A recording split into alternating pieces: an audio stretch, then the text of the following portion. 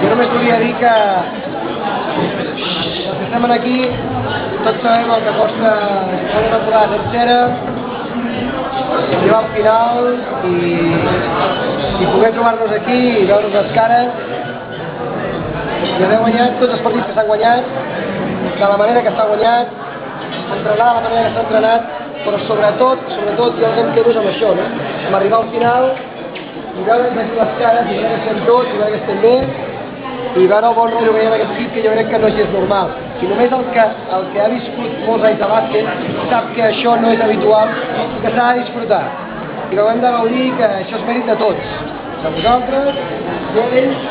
algo meu i de tots, no? Així que enhorabona a tots perquè campions som tots.